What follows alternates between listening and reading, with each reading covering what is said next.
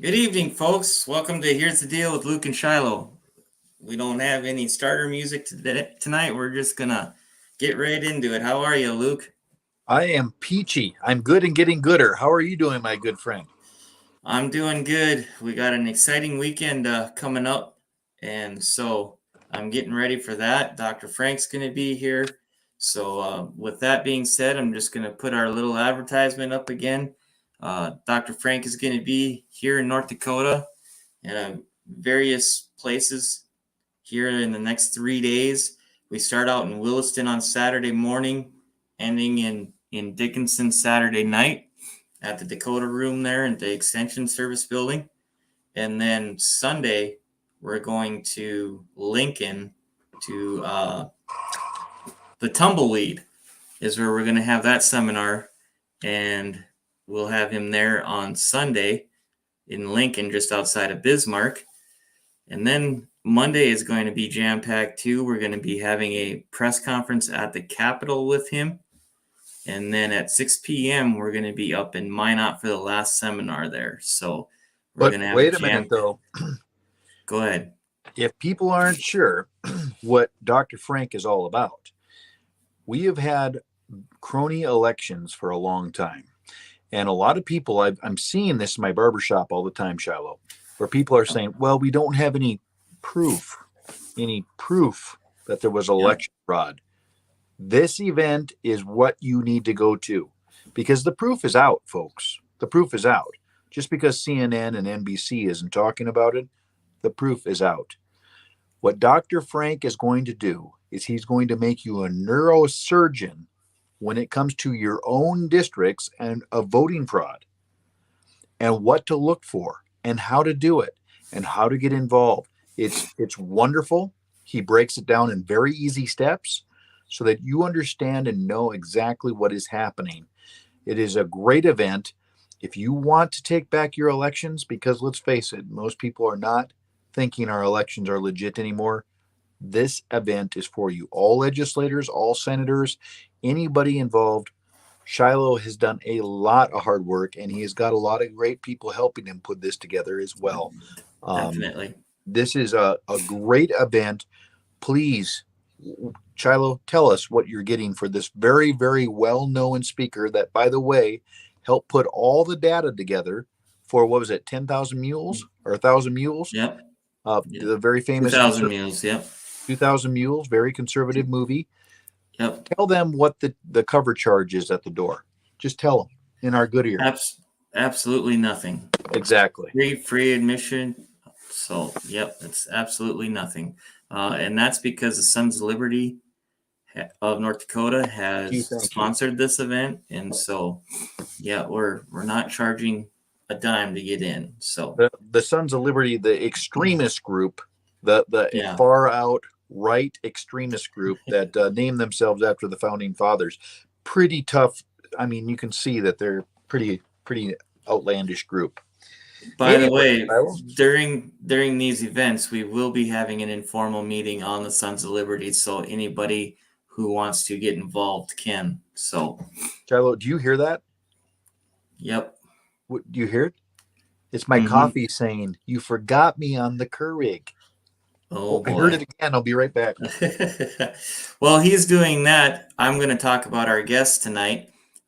We actually have two. And so Jan, and I always mispronounce her last name, so I'm not even going to, but she's from Ladies of Another View. She's been on before. And then Dynamite. What she is. And then we also have another guest, Dennis Nearing, and he is a local rancher in the Williston area. And he's also the vice chair for District 23, as well as the president of the Sons of Liberty in the Williston chapter. And we are going to visit about the Williston school audit. And he's got some facts and about that. So with that, I'm going to bring Dennis and Jan on.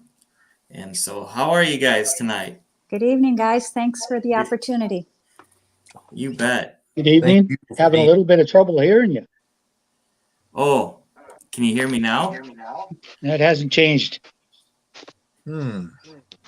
I don't know if it's my fault or what. Somebody tried to call me, and when I declined it, the volume went down. Oh, that might have been. Can you turn your volume up a little bit on the side of your phone? I think it's all the way up. Okay. What you could do is you could rejoin the conversation, and I'm getting an echo too, so it probably is your end. So back So out, go call ahead. back in. Yep, follow the link and come back in. Okay, I'll do that. Thank you, Dennis. What an honor to have Dynamite Jan back on. You're so kind. Oh no, you and Carrie Roller and others are the Betsy Rosses of this era, and I'm so thankful for everything you're doing. Just Well, tell us a little bit about yourself real quick while we're waiting for Dennis to get back on. Well, I will tell you that I am just regular people, and to be included in any kind of grouping with Carrie Roller is an honor and a privilege. I tell you what, I am a stained glass artisan by trade. My husband and I have a glass company, and my side gig is to be one of the co-hosts on Ladies of Another View on Beck. So we have kind of put together a little bit of a fun conversational situation, much like what we're doing here, where we have guests on and we try to bring the Paul Harvey or other side of the story that people don't see on mainstream media. But in the meanwhile, in my ultra ego, I'm trying to do away with evil locally in my government. Amen. Amen. Faith without works is dead. Yes, sir. So can you tell us a little bit about, you were on the last time we were talking about the Bismarck Public Schools and the petition going around. I know you've done a lot of work. You have people working with you as well to get the petition. Can you guys give us an update on what's going on with your petition? And You bet. What I am finding is that there are a lot of good people that still are in the world. So every time you get discouraged, you need only to reach out to me, and I'll tell you about all kinds of people that are fabulous. I've been working with a group of volunteers that have been tireless in their search for signatures for this petition, because we want to bring in way more than we need to show people that we are serious and that we think that there needs to be some accountability and transparency. So I want to give a shout out to all the people that I've been working with. There are a few that have been completely tireless on this, and I just need to applaud those folks. What we're looking for is to find out a little bit of a deeper dive with Bismarck Public Schools regarding the many items that we have asked for information on and haven't quite received the answers from. So we are kind of plagued, if you will, with just one other option to get answers, and that was to do the petition to get the state auditor to audit Bismarck Public Schools. okay. So can you give us a brief on what you guys are looking for and the purpose? I will tell you a little bit about what we're not looking for, because most of the people think because we've had some disagreements or we've been frustrated from our lack of answers that this is some type of witch hunt.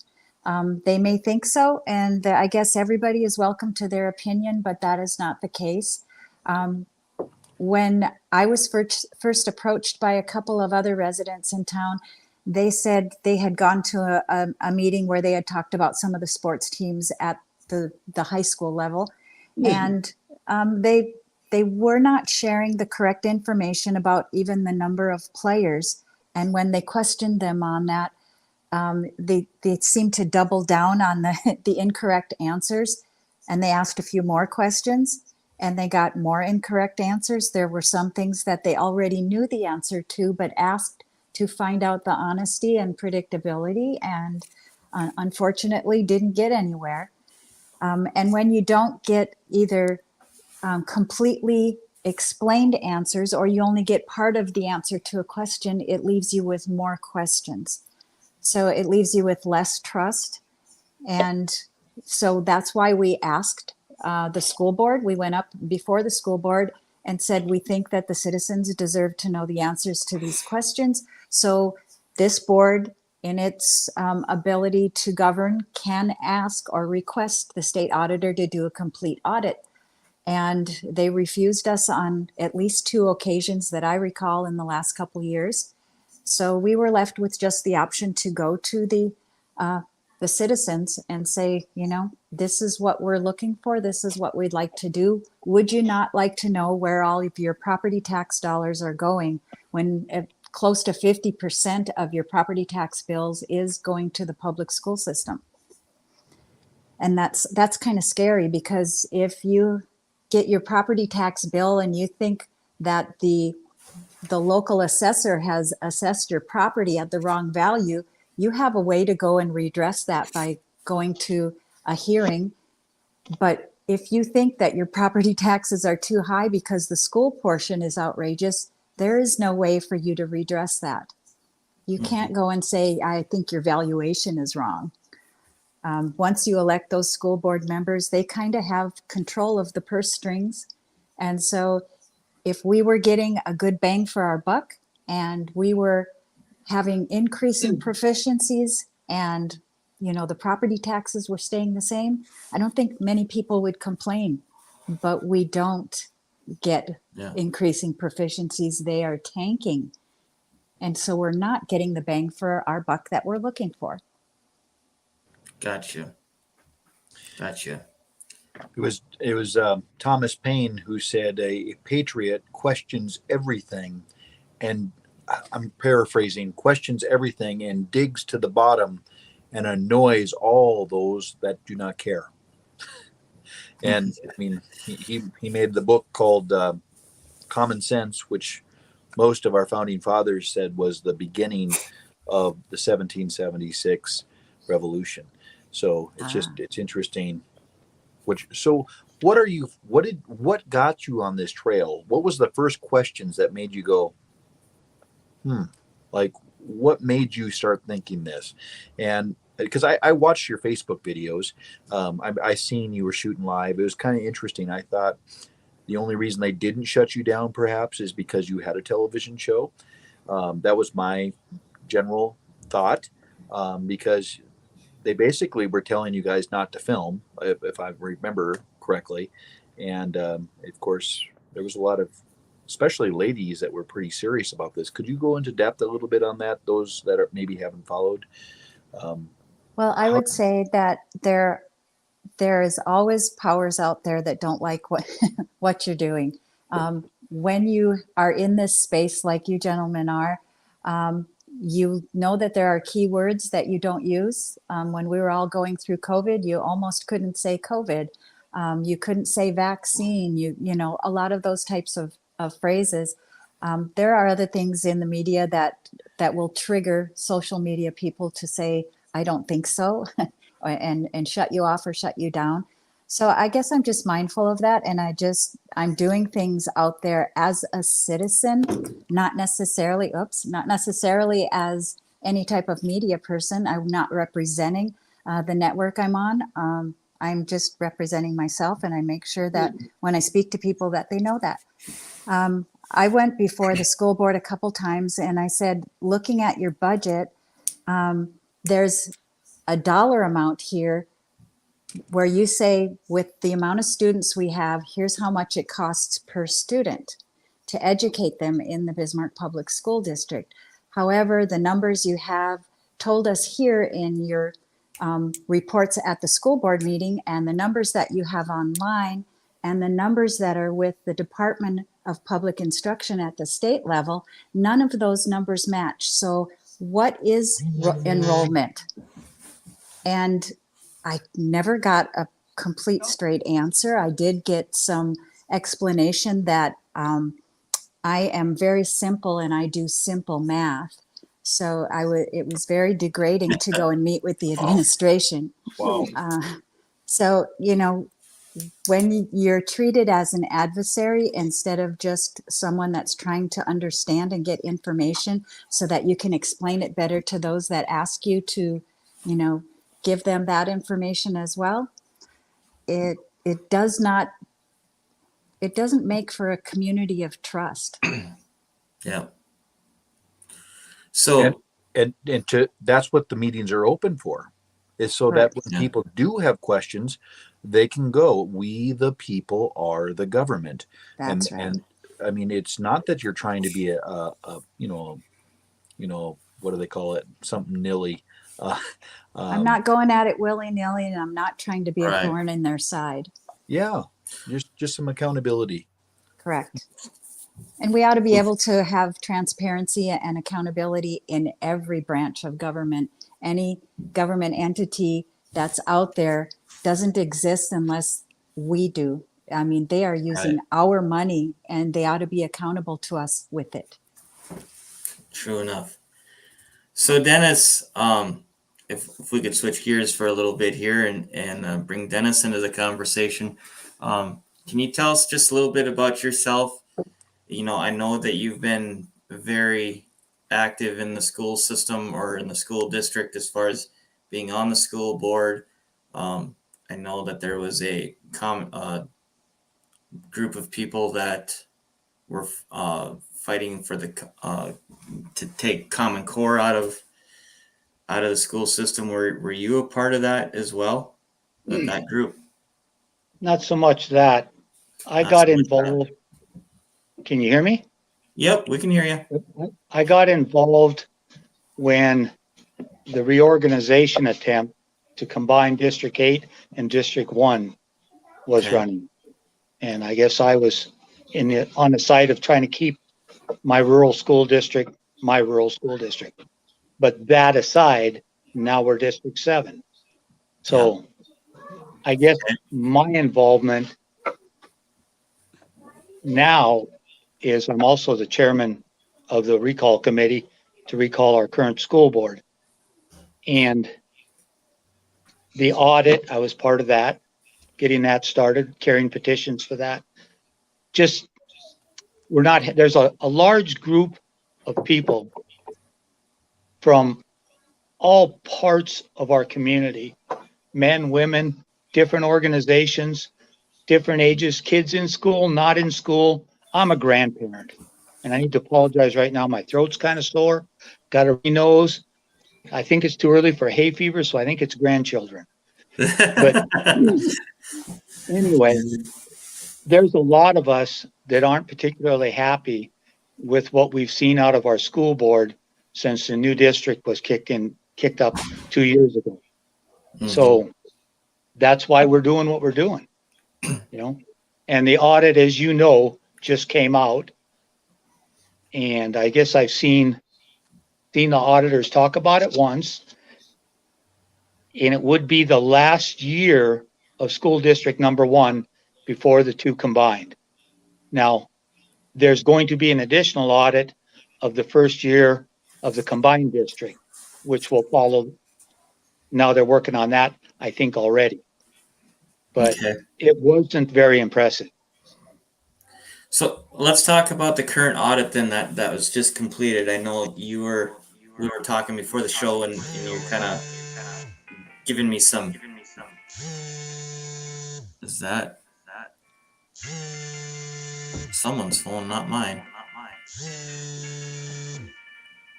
Do you guys hear I don't know that? if you can hear me, but somebody's trying to call me, so Oh, I'm just going to okay. try to talk through it a little bit. Oh, Okay. there you You go. still there? Yep, we're still here. So, I lost the volume a little bit. Can you hear me all right? yep, Okay, I'm going to just talk and try to listen to you. sure, go ahead. Covering the audit, I guess I was covering some points. How much do you want me? Do you want me to cover a few points then? Sure. Give us Okay, two some or of the three things points. they talked about. One of them was inaccurate bank reconciliations. The monthly bank reconciliation differences ranged from 2.9 million to 4.9 million because of the large difference in funds, as well as missing documentation. This could be because of error or fraud. Also said reconciliations were not performed in July, August, or September. Basically, they didn't balance their bank book. Reconciliations were performed months after they should have been. Adjustments were made to their June 30, 2021 cash accounts that ranged from negative 4 million to positive 1.8 million, which led to a net difference of $318,150 that was an unsupported adjustment to school board other expenses. Wait a minute. Other expenses, Dennis, what does that mean? Don't know, just says other expenses. You know, it doesn't have an expense listed, just says other expenses. Here's an interesting one. 377 million of unsupported adjusting journal entries in the general ledger was discovered in the fiscal year 2021. 133 million of those entries were not approved. That would be the school board had not approved them, I would assume. Right. The majority of entries also did not have any documentation attached. Adjustments typically are not that high or frequent. When adjustments happen that frequently, there's a greater chance of intentional misrepresentation or error. Oh, goodness. And I guess that's just, the way it says. Well, I thought it was interesting that the state auditor said he disclaimed an opinion on this audit. And it was because there wasn't enough information. There was missing information for them to, the documentation just wasn't all available. So that's like saying to the IRS, well, I didn't keep my receipts, or something like that, Yeah. It's like all of these school districts, they say, well, we have an annual audit. It's no big deal. Just take us at our word. But, that's kind of like us taking all of our receipts and our check blanks and all of that to our local tax preparer and saying, here, fill in the blanks for me, and then hoping that the IRS doesn't come calling. Yeah. These are almost like a self-reported audit every year. It's just the information that they share with whatever auditing firm they've hired. It's not the in-depth audit that the state auditor has done, like for Williston, because they can compare what they're doing against Century Code, against state laws, any other statutes that are out there for them to follow. And when I asked the state auditor, I said, what does that mean when you say that, you've got a disclaimer there that you haven't a way to put an actual opinion on this? And he said, well, without documentation, I can't say if what it appears to be is actually so, in that, we could have come to an exact conclusion if we'd had this piece of information. So I said, was it missing? Or he said, well, there's only two things. The documents were never created or they were destroyed, one or the other. So neither one of those bodes very well for what's going on up there. Oh, goodness. What else you got for us, Dennis? Well, the thing that struck me the most, I was actually at the last school board meeting just last week, or started this week, I guess. And they had the auditors on screen presenting, and then there was questions asked from the board and stuff. But the thing that struck me the most is one of them is mill levies. Most people don't know much of anything about mill levies. I was on the township board for a long, long time, so I know about mill levies. So for those of us who don't know, can you tell us what a mill Pardon me? levy is? For those of us who don't know, can you tell us what a mill levy is? A mill levy is how you raise your funding as taxes. You're allowed to charge so many mill levies for, say, your road or your rural fire department or the school district. Now, if I'm not wrong, the state of North Dakota, the highest you can go is 126 mills. And I think Williston's, down around 90 something, 96, something like that. I'm not sure. But okay. The thing about mill levies is if you have different parts of your budget, building fund, you raise so many mill levies for your building fund. You're allowed by state to only have so many mill levies for that.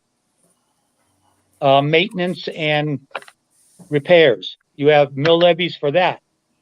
So one of the things that we're always hearing in Williston is we need new schools. We need new schools. We need 2 schools. We need 3 new schools because our old schools are in such disrepair. Well, the problem is, I don't think they're taking the mill levies that they raise for maintenance and spending on maintenance. I think they're spending on other things, and that's actually illegal. Don't know for sure, but Oh, because I mean, the money's there that they raised, they should be using it for that.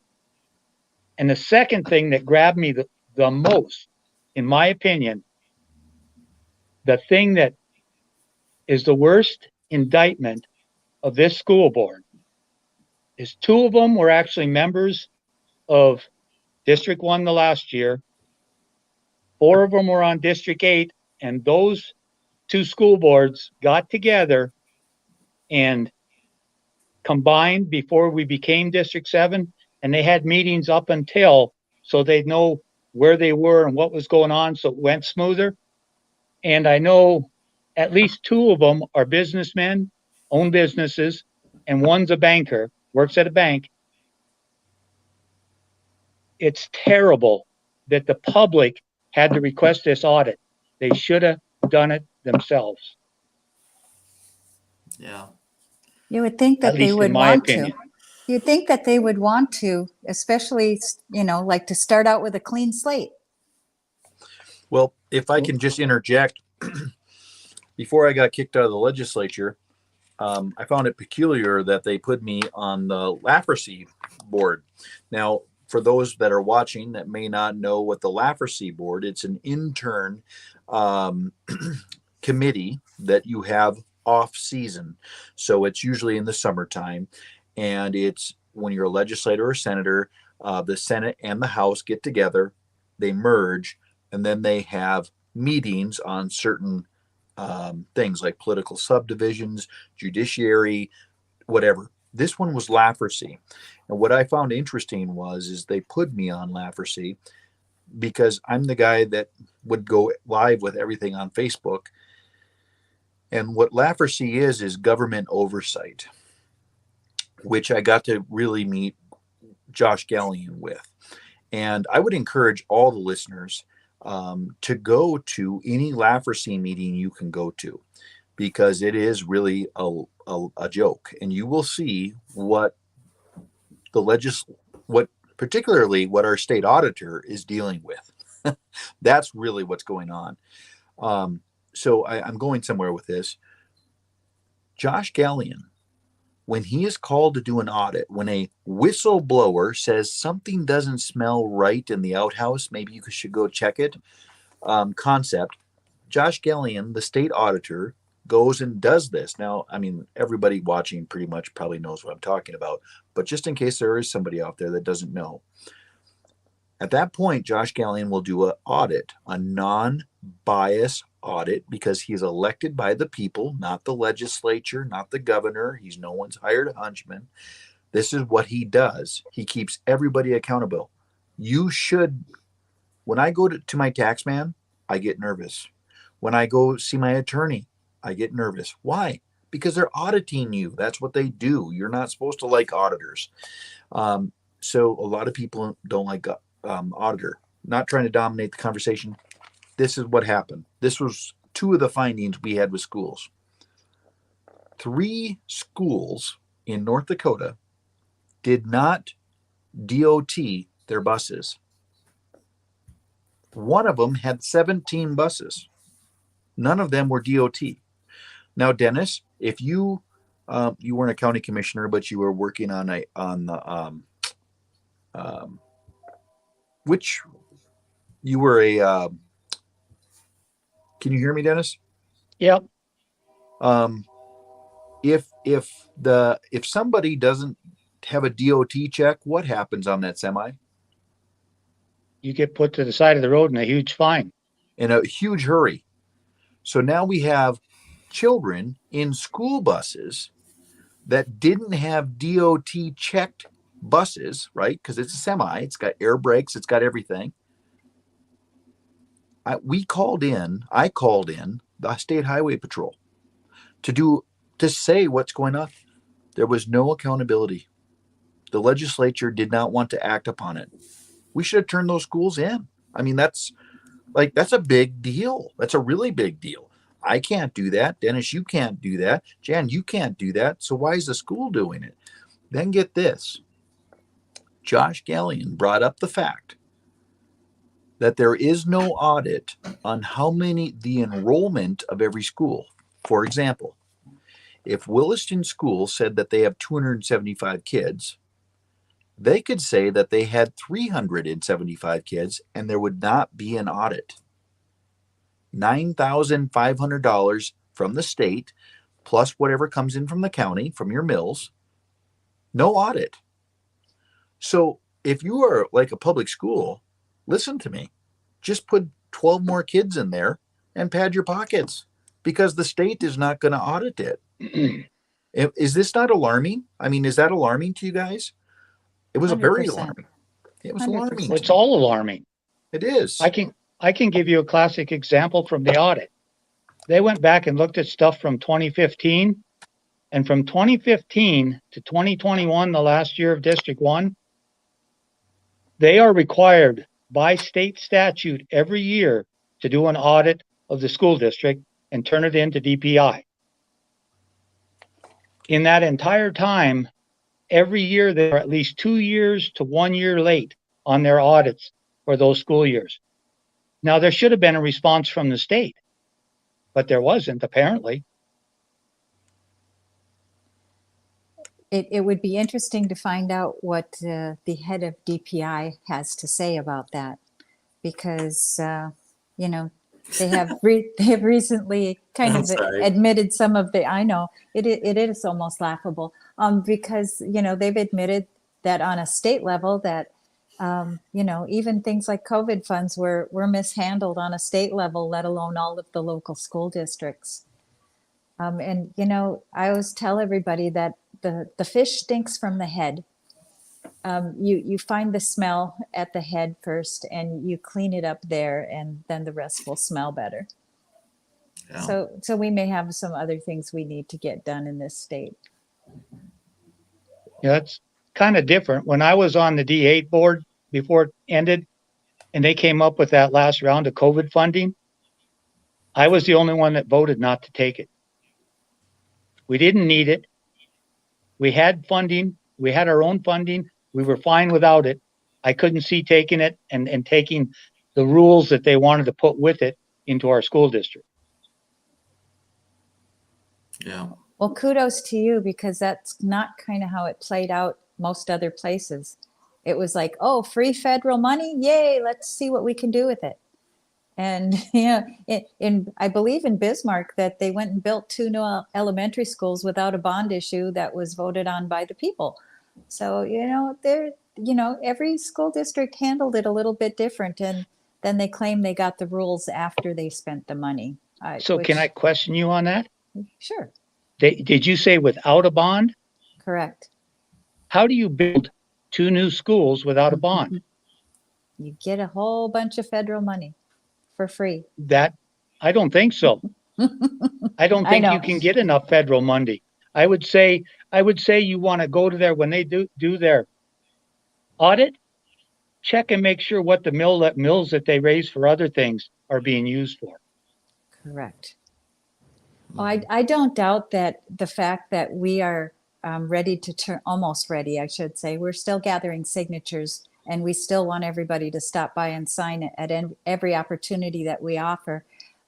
But I would say that we probably have some people that are looking over their shoulder a little bit. The current superintendent has chosen this time to resign or to retire, let's say. There's a new search on the way for a new superintendent here. The school board members, I would say all but maybe one of them have gotten super aggressive against the parents, and they say that we are considered stakeholders, but they don't treat us that way with regard to decisions with the kids. They have a chain of command that everyone needs to follow, but there are no answers from that chain of command. So we end up coming back to the school board.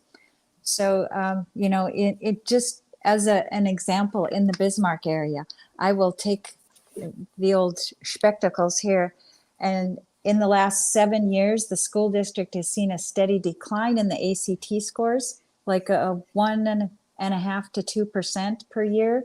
And in the meantime, they've built a new high school, or a new campus, excuse me, that's the new term that they use for these mega schools. With 12 million expansion currently underway. They've got new elementary schools, Sunrise, Liberty, both with additions.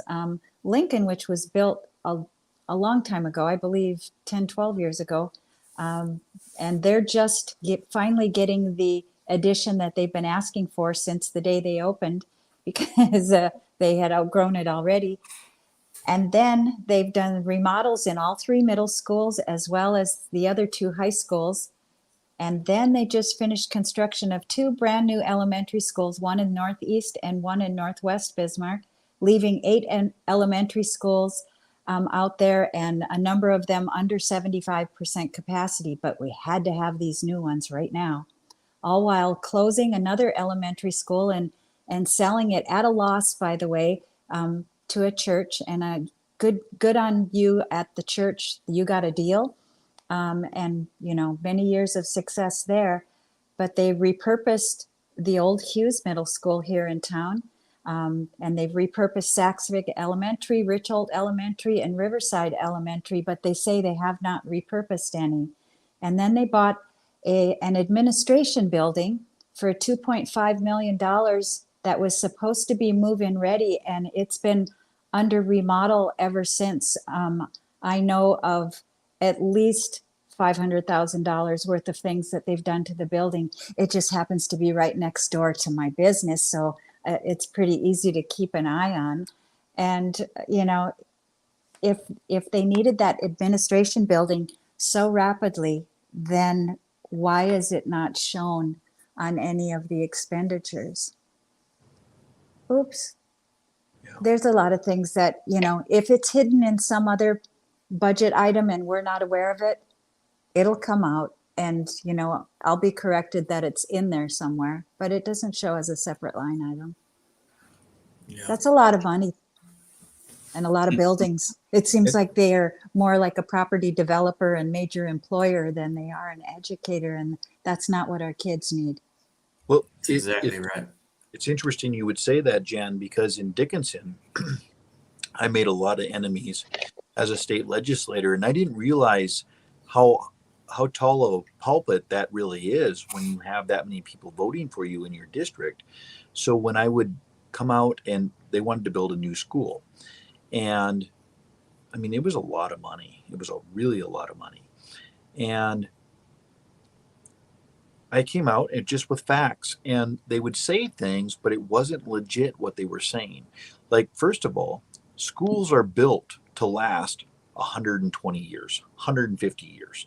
That's what they're built for. The foundations are tremendous. They're all brick. I mean, if you go to Europe, they're old buildings. And just jumping back a little bit, we have a little side town where Carrie Roller actually lives. And that little side town, it is.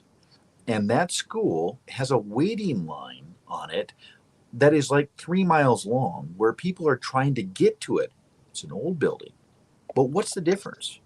Academically, it's like going to private school. They have a wonderful thing going on out there. It's unbelievable. So people could give two rips about a new building. What is it, the academics like? And in Dickinson here, we did defeat, I think 3 times now, a brand new school. But every time they lie, and then there is no way to audit them. So they said our new high school, our old high school, which isn't old, it's in the 80s, is outdated and it needs all this update. Well, they said it needs way so much, upkeep. In that fund, they have $18 million to upkeep the building. It's in the funds. But that took a lot of investigation to find it. And then they're saying our old high school, our middle school, they said was giving cancer to the teachers that worked there because of the pipes. They said, and I'm not joking, maybe I'm griping, but they said that it wasn't fit for human habitation, is what they said. Quote. Well, they built a new one, and guess what? They're still using it for school. And I'm sitting there going, what, like, do I have something right here, Jan? Like, does it say something right there? Like, That sounds so familiar, though, because that's what they've done with the Hughes Education Center. It was the largest middle school in town. And they said, no, it wasn't fit for the students to be there anymore. Yep. So they built a brand new one way up northwest. And the administration is there now, and they are talking about putting a CTE or a career academy in there for middle school students. But that would mean you're putting middle school students back in the building you said was not fit for middle school students. right. And that was like in the late 90s, early 2000s, because my graduating class was the last class to go through there in Hughes. So, yeah, I remember when they did that. And so what do they have in there? It's an admin building now? Right now, it's an admin building. I think that there's a remodeled area for students, but it's been done for quite some time, according to some of the buildings and grounds people I've spoken to. A lot of the remodeling and reconstruction that they're doing to existing buildings is being done by their buildings and grounds people instead of hiring it or contracting it out. They have a little bit more of a control on where the dollars go and what's spent and by whom. We would like to know how their construction project works. The one construction, and when I say one, I mean only one major construction company that does all of the schools in this area. One of the people from their company is what do they call him? The building manager? No, the construction manager. So they've got him as staff on the school system, and they give all the contracts to his company kind of thing. I mean, it's just that as a general contractor, some of that just smells doesn't pass the smell test. So I think there's lots of things that every school district could look into. And I know that with the great job the folks up in Williston did, because I'm going to tell you that petitioning thing, that's hard work. You are not home much and you are out there trying to explain a position to people that a lot of them didn't even realize it would impact them, because they say, well, I don't own a house, or I rent an apartment, so property taxes don't affect me. And I'm like, do you buy groceries or do you buy clothes? Do you realize that when the property taxes go up for commercial entities, that to cover their overhead, they have to raise the price of their product or service? Or how about your landlord? He has to pay higher prices too. I guarantee you the people that rent from me pay their property taxes. Mm-hmm, you bet. That's how that works. That's all included in your rent. If you are watching, that's what happens. When your property tax goes up and you think I'm a jerk because I raised your rent, you are living inflation, my friends. That's how that works. Sir. So you are indeed paying your property taxes. I guarantee you. But Dennis, you may have started a land swell in the state. I'd like to interject something here if I could. Sure. I'd like to speak a little bit on the side of the school board. Sure. I think the training that school boards receive is woefully inadequate. Yes. They get some training, they can go to Bismarck, they get 5-6 days or whatever it is, and basically it's politics. Doesn't teach them anything about what a school board does, how they're supposed to do it, or why they're supposed to do it. If you ask most school boards who their boss is, not a lot of them will be able to look at you and say, taxpayers. They're unaware that mom and dad are top of the pile, then it's the school board, then it's the superintendent. Most superintendents just run districts. in my opinion, True. you know, and then even though, you know, and I mean, I'm giving my school board some due because like I said, but even with that, that's why there's some terrible things. Low test scores. I think our highest score was 45%, and that's in reading in high school. That's our highest proficiency score, average. No So- current budget. Financial Yeah. reporting not available since 21. Public closed off in the public. The only one that is allowed to talk to anybody in the public on our school board is the president. They can't even answer emails. They have a little session for, 20 minutes or whatever at a board meeting. You're allowed 3 minutes or whatever. That's the only time you can address them, and you can only address what's on their agenda. You can't Same. bring anything up to them. You know, I mean, a school board has a ton of power because the public does not have a chance to approve their vote, and any vote they take becomes a law in their district, as long as a majority of that board votes yay. Just the way it is. Very true. It's You know- it's similar here. You know, when I ran for the school board here last year, and we actually posted the low scores. I mean, it was horrendous, even for Ray here being a small school. And I got a lot of heat for it. And anyway, long story short, if you actually do the digging, the state is down. I mean, it's less than 40%. Most of the proficiency scores are less than 50%. And it doesn't matter where you're located. It could be Ray, North Dakota. It could be Bismarck, North Dakota. It doesn't matter. They all are tanking. And that's what's most frustrating for me, is because, you know, we're spending all this money. Example here in Ray. I mean, they just got done remodeling again. And we have pretty nice facilities. And that's fine and dandy, but what's actually going into the education. And we had a big stink about Common Core because they asked me questions about, you know, what I would do different and different things like that. And I said we'd move away from Common Core. And the Tioga Tribune flat out came after me because we don't do Common Core in the school systems. But the next week, my rebuttal to their article was, and I showed them word for word in our standards that they basically took Common Core out of the description and plagiarized the Common Core standards. And I had the superintendent at that time tell me, well, he kept on asking me, well, in your opinion, you know, what should we do then? And my answer to that was, well, why aren't we doing phonics? Like these sight word, like I've got young kids in grades 1st through 3rd.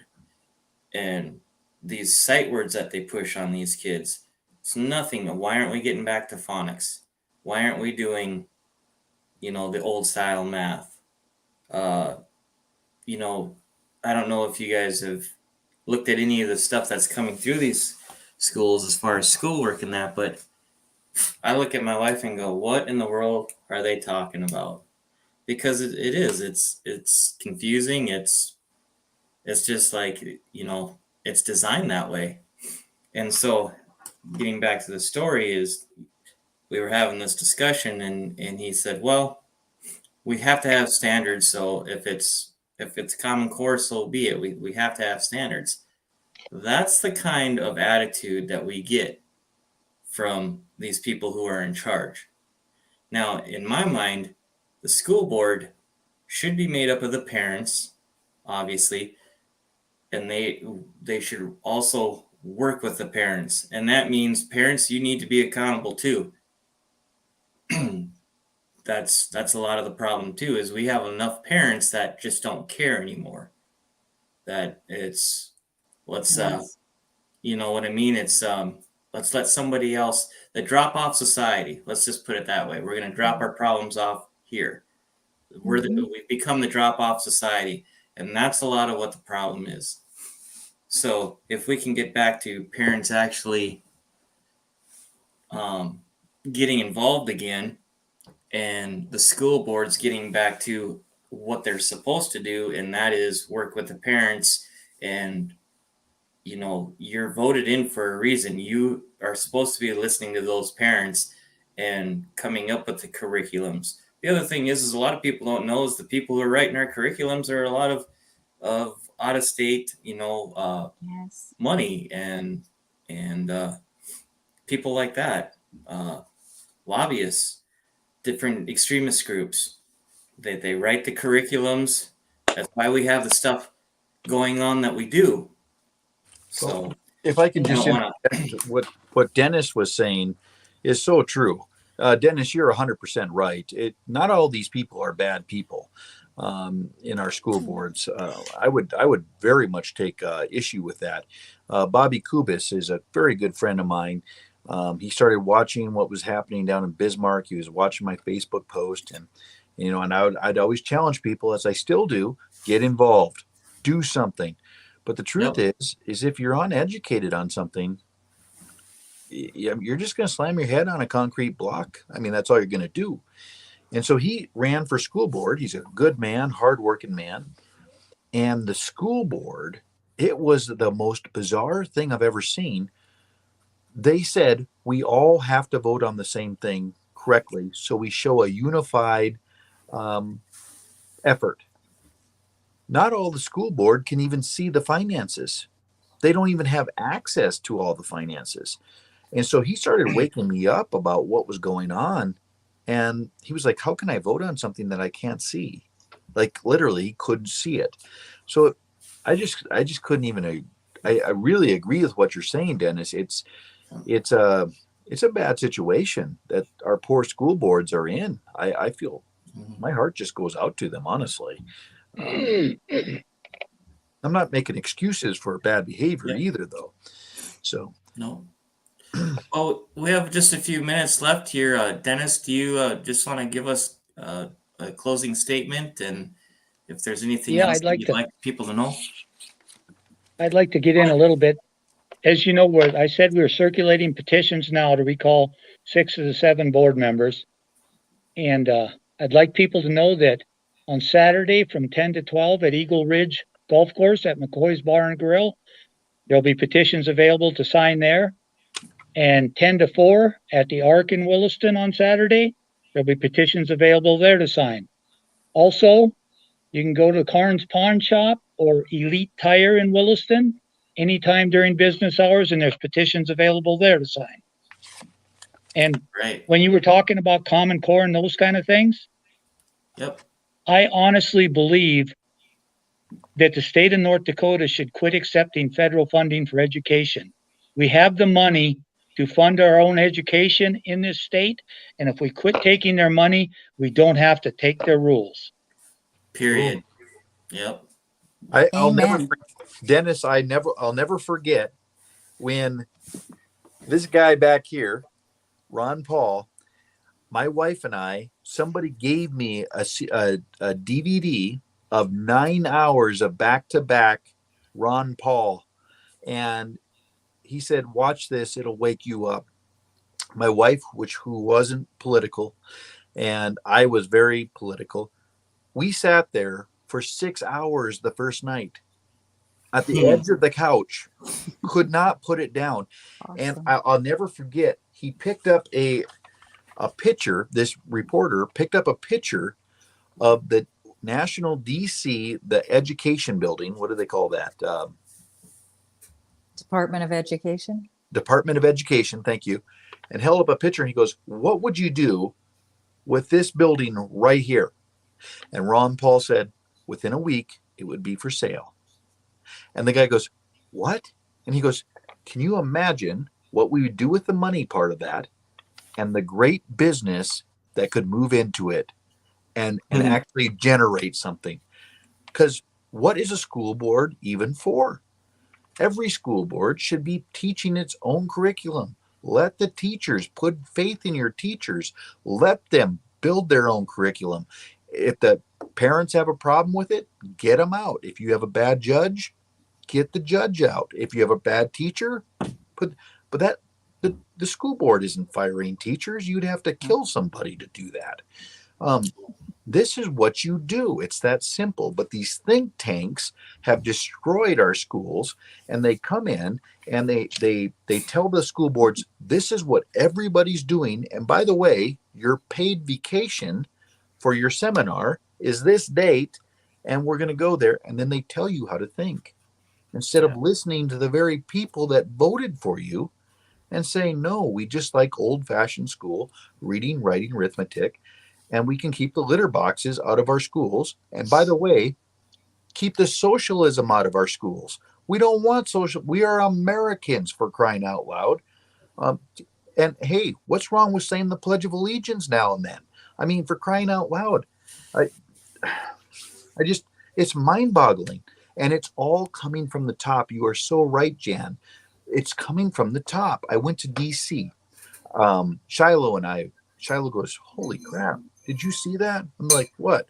We went in there. We went into the Silverado and had all. We were in Deadwood. Deadwood. That's what he's talking about. Okay. Silverado, all you can eat crab legs on the weekend. And it's pretty cool. So anyways, we went there. So all we went there for is the food. We walked by their school and Shiloh goes, holy cow, that's pretty cool. I go, what's that? And he goes, did you see it? I'm like, no. So I went back there and it said, in God we trust, right over the door of the school. 3x5 flag. A 3x5 flag, in God we trust. And I'm sitting there going, wait a minute. I thought we couldn't do that. I guess we can't do it in North Dakota, but they can do it in South Dakota.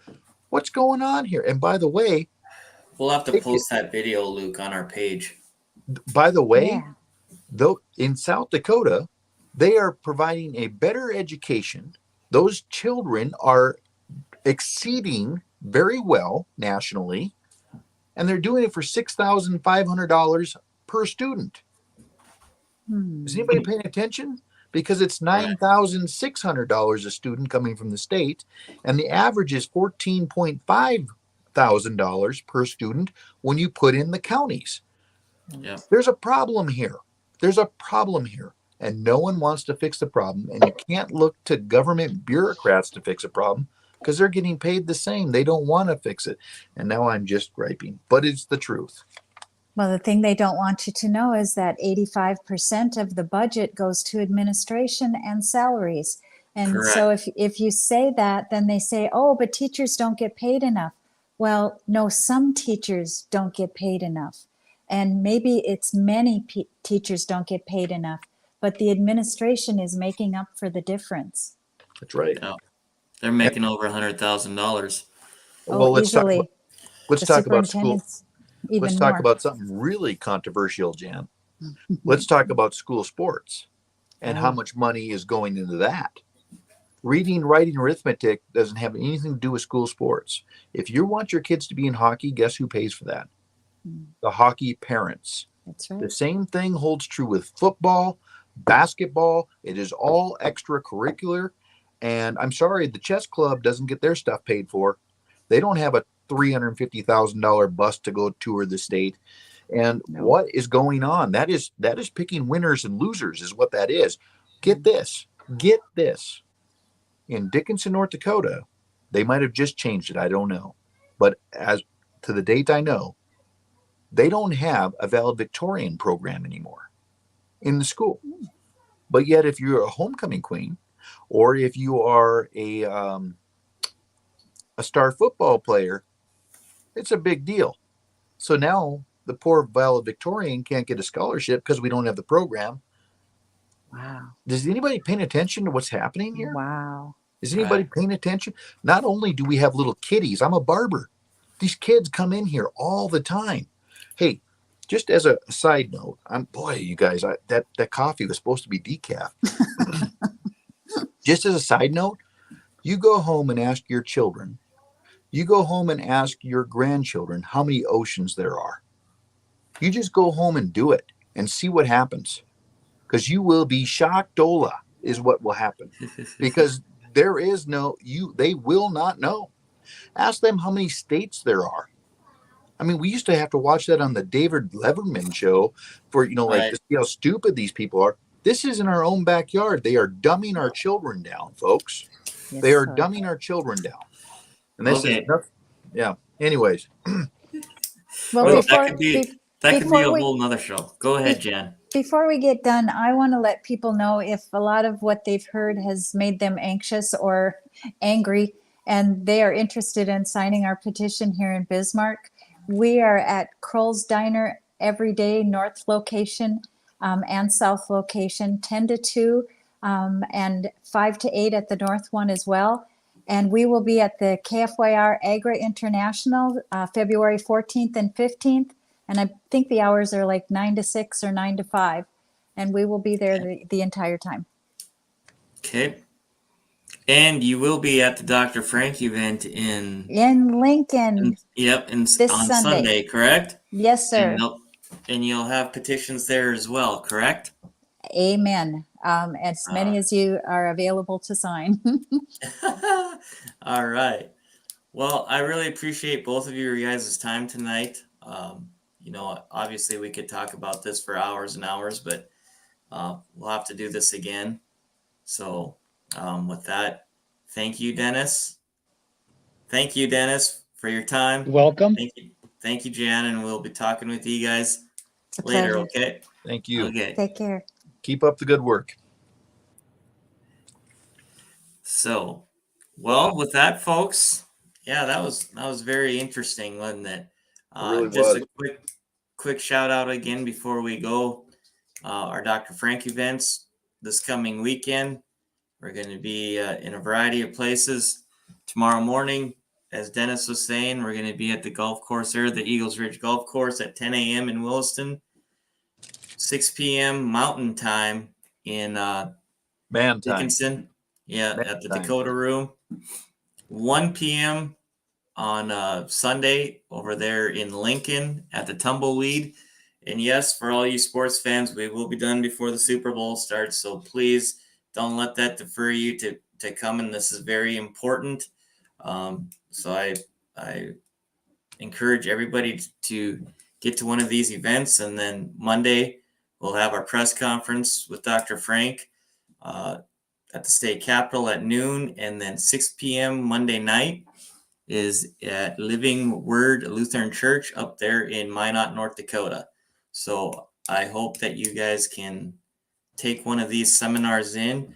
We actually have the North Dakota numbers from the 2020 election that we're going to be talking about. So I encourage everybody to get to one of these events. So with that, Luke, do you have anything? I don't. What a wonderful night. And wow, that audit is really telling. Really telling.